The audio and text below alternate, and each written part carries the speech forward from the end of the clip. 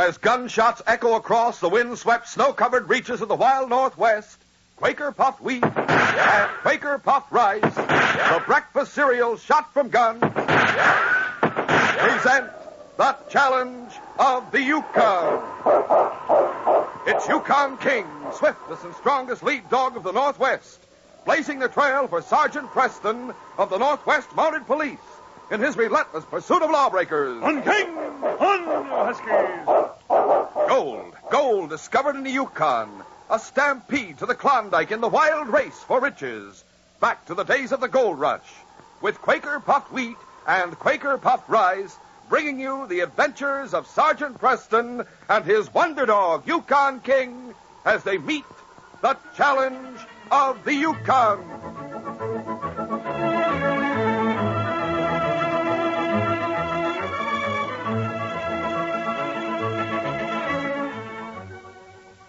Did you fellas and girls eat a hearty breakfast this morning? Did it include a heaping bowl full of delicious Quaker Puffed Wheat or Quaker Puffed Rice with milk or cream and fruit? Remember, wheat and rice shot from guns furnishes extra food values of restored natural grain amounts of vitamin B1, niacin, and iron. And they're swell tasting, nut-like in flavor, crisp and tender. For a hearty breakfast dish you like to eat, get Quaker Puffed Rice and Quaker Puffed Wheat.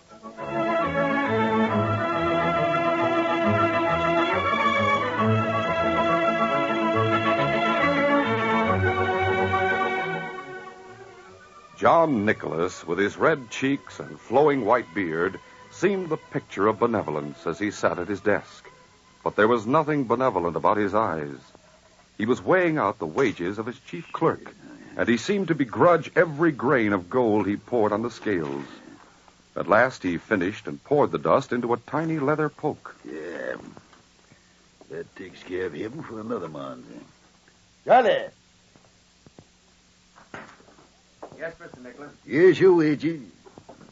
Mr. Nicholas, this dust doesn't belong to me. What's that? No, sir. I owe you this and $50 more, sir. What are you talking about? Well, if you remember, sir, I had a letter from my wife 2 weeks ago. My little girl was ill, and she asked me to send her $200. There was medicine to buy, and it's expensive living in Dawson. Yes, I know. I remember you bringing it up. But I'll have no women and children cluttering up this mining camp. I asked you to lend me the $200, sir. I remember that, too, and I refuse to give it to you. Therefore, you don't owe me anything.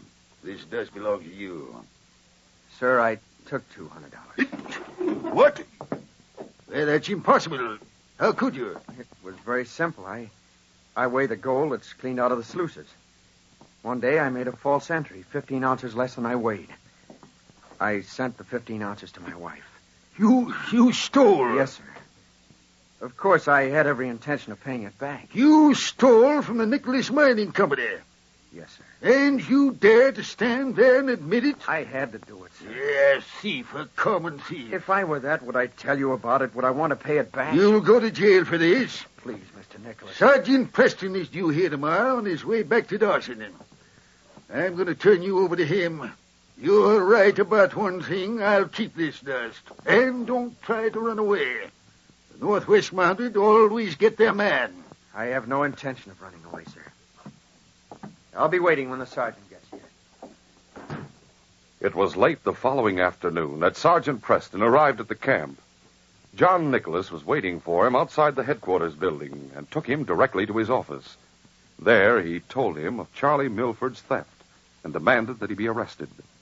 The sergeant said nothing for a moment, and then... John, aren't you being a little hard on the boy? He stole, Sergeant. Well, what I can't understand is why you didn't lend him the money when he asked for it. It's against my principles.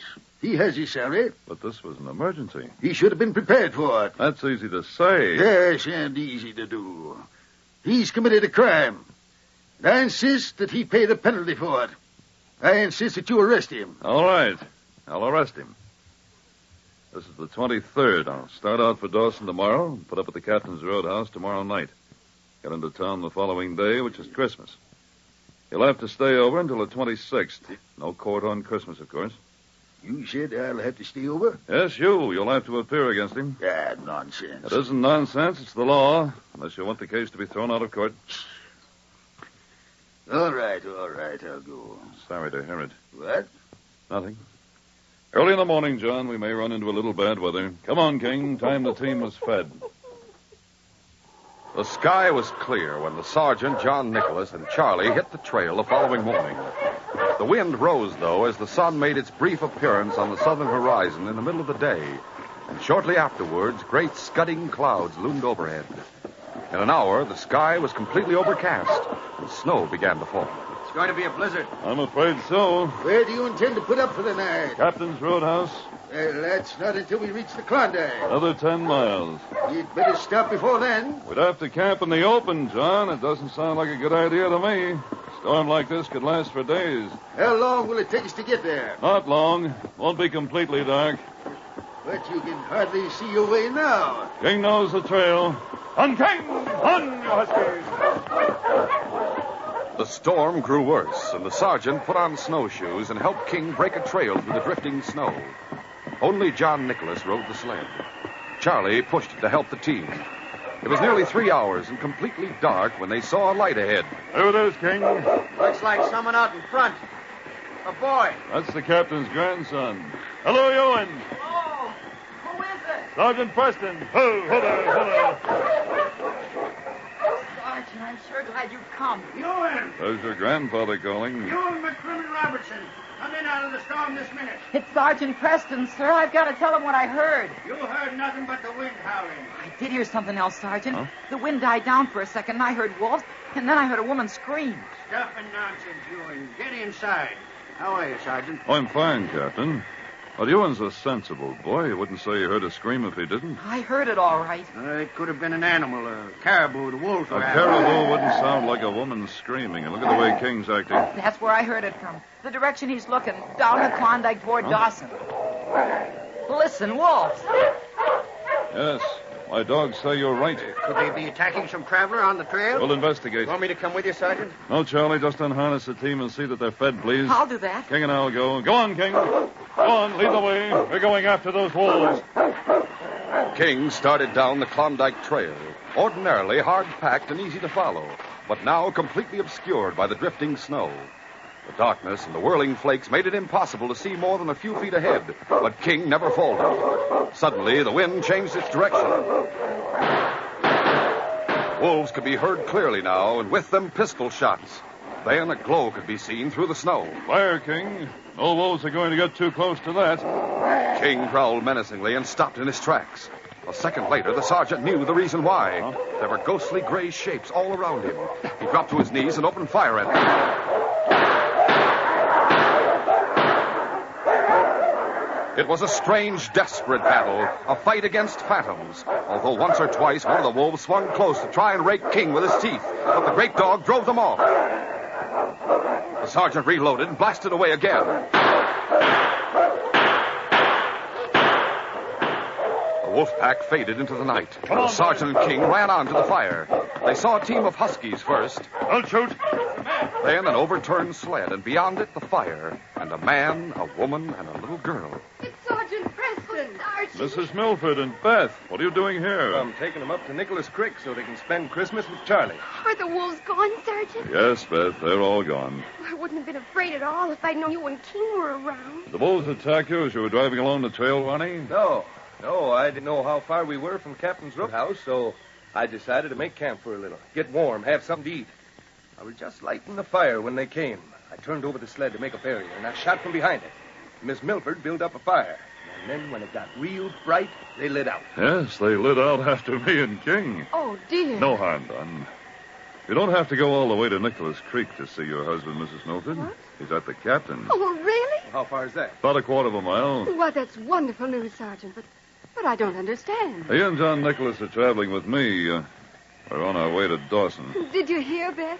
You're going to see your daddy tonight. And we'll be together tomorrow, Mummy? All day? You certainly will, Beth. I think we'll be snowed in by morning. Oh, I don't care. As long as I'm with my daddy on Christmas. Yes, Christmas. Oh, dear. What's the matter, Mrs. Milford? Oh, something that was broken when the sled overturned.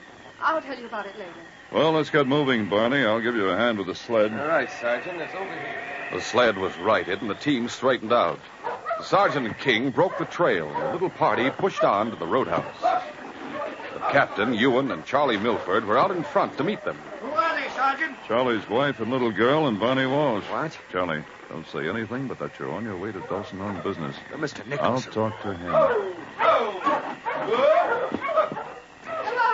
Oh, darling. And darling. And Beth. Hiya, Daddy. Hi, honey. The sergeant entered the roadhouse. He found John Nicholas sitting close to the fire in the large front room. John, I want to ask a favor. Favor for me? Yes, and it won't cost you a cent. Now, Charlie Milford's wife and his little girl will be coming through that door in just a minute. I don't want you to say a word as to why you and Charlie are going to Dawson. Why not? What are Charlie's wife and child doing here anyway? They were on their way to Nicholas Creek to see Charlie. Now, I want your promise. Tomorrow's Christmas, and I don't want the day spoiled for them. Christmas. Sentimental nonsense. Call it what you want, but give me your promise. Ah, very well. For one day, they'll find out soon enough that Charlie's a thief. We'll continue our adventure in just a moment.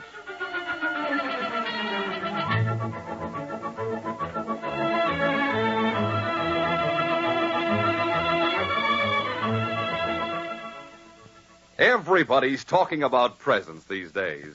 And here's a present you can give your appetite every morning. A heaping bowl full of Quaker puffed wheat or Quaker puffed rice covered with milk or cream and fruit. You know, these famous ready-to-serve breakfast cereals are... Oh, excuse me a minute. Hello? Are you the man that sells Quaker puffed wheat and Quaker puffed rice on the radio? I sure am. Well, I'm one of Santa Claus's helpers up here at the North Pole. You're what? Well, you know who Santa Claus is, don't you? Why, of course I do. Well, I've been helping him make toys. Now I'm out of work, looking for jobs. You mean you want to help me sell Quaker puffed wheat and Quaker puffed rice? You catch on fast, buddy, and I'll sure do a swell job, because I know all about those swell cereals. Are you sure? Oh, you betcha. Do you know that Quaker puffed wheat and Quaker puffed rice are shot from guns? I sure do. They're exploded up to 8 times normal size, puffed to perfection so that they're crisp and tender. They just melt in your mouth. And they're full of bang-up nut-like flavor, too. It sounds as if you eat Quaker puffed wheat or Quaker puffed rice every morning. I wouldn't miss a morning. But say, do you know that wheat and rice shot from guns are nourishing? Sure.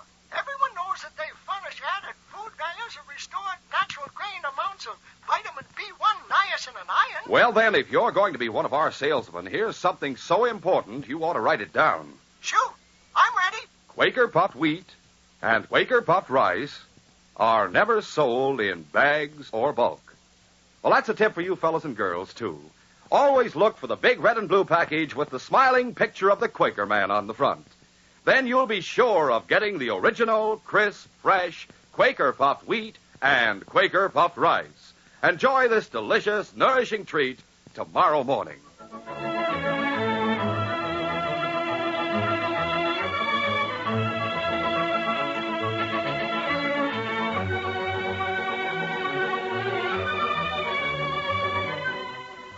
Now to continue. A second after the sergeant had made John Nicholas promise to remain silent about the reason for Charlie and him being on the trail for Dawson, the others came trooping into the roadhouse. Oh, my goodness, it's nice and warm in here. Come over by the fire where you can really thaw. I had no idea your roadhouse was so large, Captain. Well, the largest on the Klondike, 6 rooms.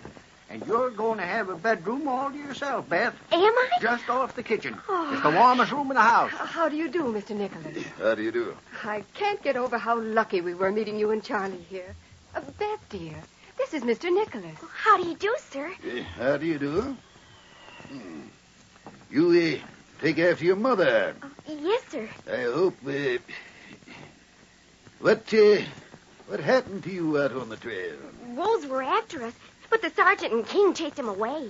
It's a wonder you weren't all killed. We were all very lucky. Now, you all sit down and make yourselves comfortable. I'll have supper on the table in 2 shakes. Oh, I want to help, Captain. Me too. Supper that night was a gala affair for everyone but John Nicholas. He ate in silence and resisted every attempt the others made to draw him into conversation. After the meal, he retired to his corner by the fire and began to read a month-old copy of the Klondike Nugget, not even looking up when Beth and Ewan made a great ceremony of hanging up their stockings over the fireplace. Afterwards, Mrs. Milford put the little girl to bed. After she's asleep, we'll put the tree up, Sergeant. Oh, you're going to have a tree? Oh, we always do. But this is the first year I've got to help trim it. Fine, Ewan. Hadn't I better get the popcorn and stuff out now, Captain? We can wait a few minutes. Yeah, tree. What's wrong with a Christmas tree, John? And candles on it, I suppose. You set the place afire. How would you like that, Captain? How would you like to spend the night out in this howling blizzard? Huh? You can sleep easy, John. We won't light the candles until tomorrow morning. Mr. Nicholas, may I bother you for a moment? Bother me? What for? Well, Beth wants to say goodnight to you. To me? Yes. You see, it's your name, Nicholas. I'm afraid she thinks there's some connection between you and St. Nicholas. Yeah, ridiculous. I know, but I've had to explain that perhaps Santa Claus won't be able to bring her any presents because of the storm. Stuff and nonsense. You see, the captain and Ewan will fill her stocking with nuts and candy, and I've got a new dress and a hair ribbon for her, but no toys. I had a doll, and it was smashed to pieces when the sled overturned. Madam, I see no reason why I should become involved in your domestic difficulties. Oh, I'm sorry. I think she only wants to explain to you that she understands, that she'll have to wait for a present. You see, she's so little, and she's so disappointed. She likes you very much. Likes me? I'm sorry. I'll tell her that Wait a minute. Don't jump at conclusions. I'll say goodnight, if that's all she wants. John Nicholas walked out of the room and through the kitchen. He stopped for a moment before the door of the room where the little girl had been put to bed. Then he went in. Young lady, I want you to know that I am not St. Nicholas. No, sir. Good night. Please, sir. You'll get your doll or whatever it is you want later. Good night, and go to sleep. Please, sir. I don't want anything for myself. It's just that we'd like to be with Daddy all the time. Couldn't I have that for a present instead of a doll? What? Did your mother put you up to this? Oh, no, sir. She says that Daddy has to work at the mine, and we have to stay in Dawson. But couldn't you manage it somehow? Your father may be in Dawson all the time before long. He will? Oh, thank you, Mr. Nicholas. No, don't thank me. Thank him. Can I kiss you goodnight? No. Please. Oh, very well. Good night, Mr. Nicholas. Good night. Christmas. Sentimental rubbish.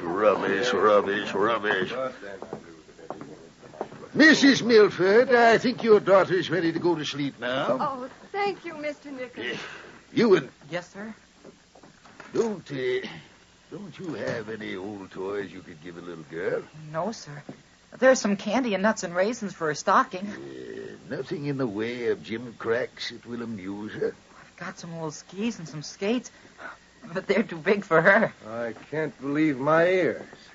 Sergeant, is that John Nicholas worrying about a kid's Christmas? I'm only worried about my peace of mind. A fine thing to be shut up with a squalling infant for a whole day. Beth won't cry, Mr. Nicholas. Well, it seems to me that you and your wife could manage things a little better. Wait a minute. I have an idea. It's about time someone did. Captain, Pierre Renault. Say, wouldn't that be great? It's impossible. Don't argue with the sergeant, Captain.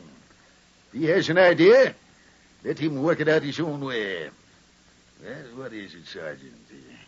Who's this Pierre Renault? He's a trapper, and he lives 5 miles away, up on the ridge. You could never get there in this storm, Sergeant. All I have to do, Captain, is keep on climbing until I reach the top of the ridge, and then follow it to the west until I reach Pierre's cabin. Yes, but following the ridge when you can't see 3 feet in front of you. If you take one false step in some places, you'll drop 200 feet. King won't let me do that, will you, boy? It's a wonderful idea. It's suicide. What are you talking about? You'll find out when I get back. Come on, King. 5 minutes later, the sergeant and King set out for Pierre Renault's cabin. Let's go, boy. Before they had taken 5 steps, the storm blotted them out. The others went to work setting up the Christmas tree and decorating it. It was long after midnight when they finished, and there was no sign of the sergeant. Well, I guess we'd all better go to bed. He may wait until morning to make the return trip.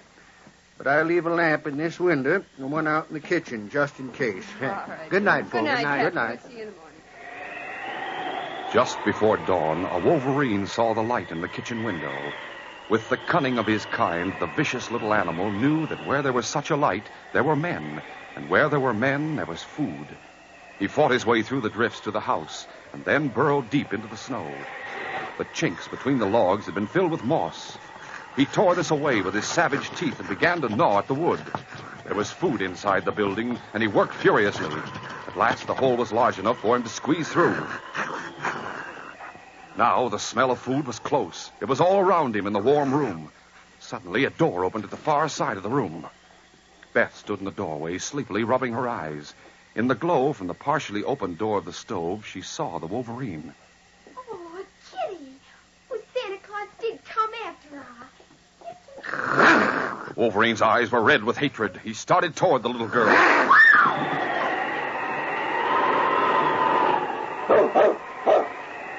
The sergeant and King were able to see the lights from the roadhouse when King broke into a run. The sergeant found it hard to keep up with him. Easy, boy, easy. No need to run now. What's the matter with you? The great dog threw himself against the door of the roadhouse. All right, King, I'll open the door just as soon as I get out of these snowshoes. There. As soon as the door was open, King ran in and straight on to the kitchen door. You'll wake everybody up, King. Quiet. I'll let you out there as soon as I put our young friend down in front of the tree. Just as the sergeant reached the kitchen door, Beth screamed. The sergeant threw open the door, and King leaped across the kitchen.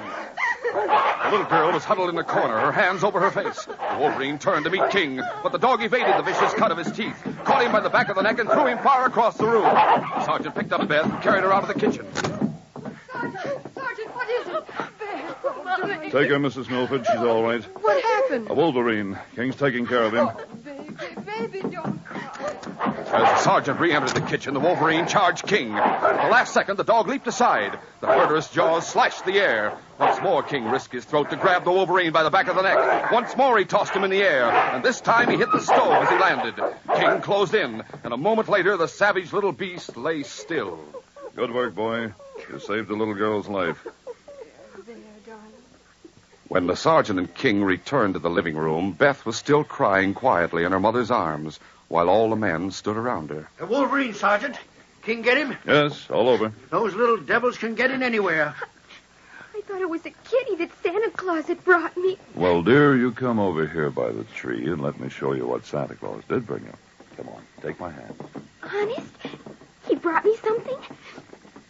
Is it a dolly? We'll see if you don't think it's better than a dolly. Where? Underneath the tree there. I'll just turn that blanket back. Mommy! It's a puppy. Yes, Is he dear. really mine? He's really yours. Mommy, look at him. All soft and white, just like a ball of cotton. Oh, puppy, I love you. I love you. And he loves me too, Mommy. Look, he's licking my hand. See how pink his little tongue is? Oh, he's beautiful, darling. He's a genuine Siberian. Mommy, he's singing. Perhaps he's singing a Christmas carol, dear. Why don't you sing with him? I will. Come on, you one. The first Noel, the angels did say, was to serve and for shepherds in fields where they Sergeant, come over here a minute, will you?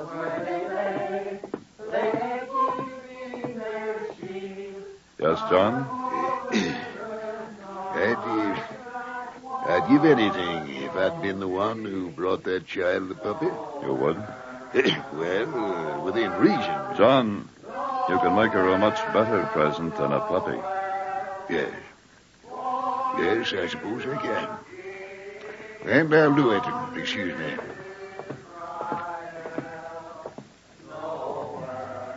Charlie, I want a word with you. Yes, sir. After this storm is over, I want you and your wife and Beth to come back to Nicholas Creek with me.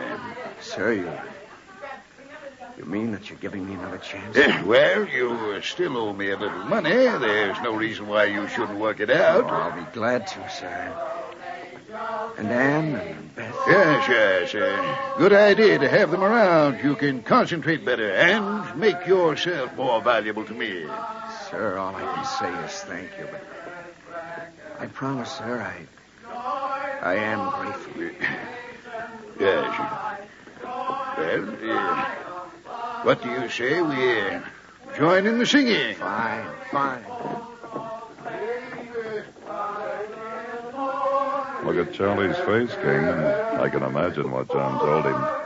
It's a Merry Christmas for everybody. But my guess is right, boy. This case is closed.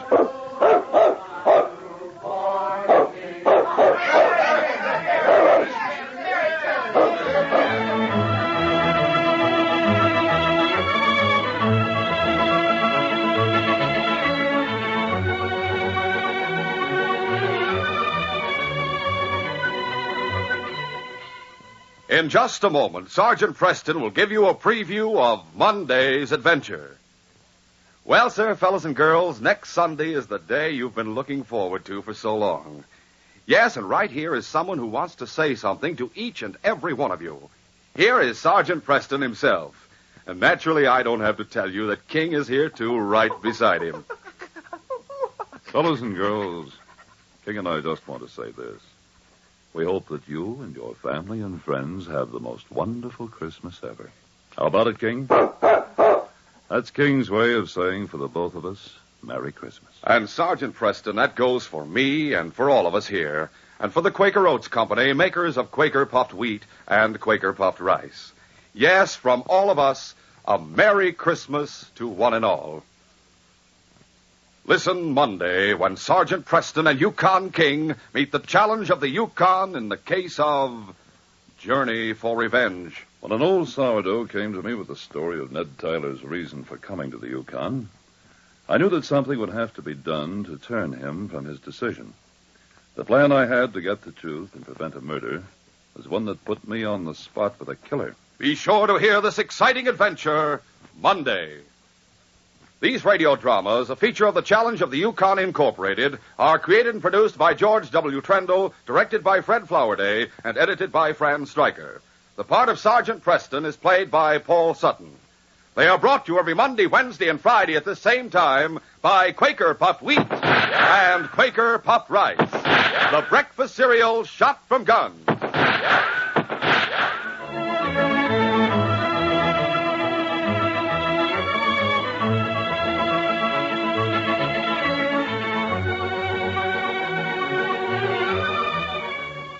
For a delicious hot breakfast, eat Quaker Oats. The giant of the cereals is Quaker Oats. Delicious, nutritious, makes you feel ambitious. The giant of the cereals is Quaker Oats. Say, boys and girls, do you want to be a star someday in sports and activities? Then start on good Quaker Oats breakfast tomorrow. 'Cause nourishing oatmeal gives you more growth and endurance than any other whole grain cereal. Remember, Quaker and Mother's Oats are the same.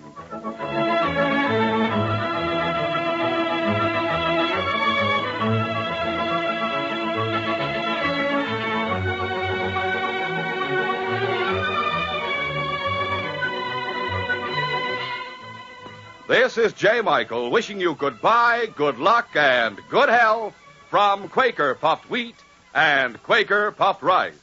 So long. This is ABC, the American Broadcasting Company.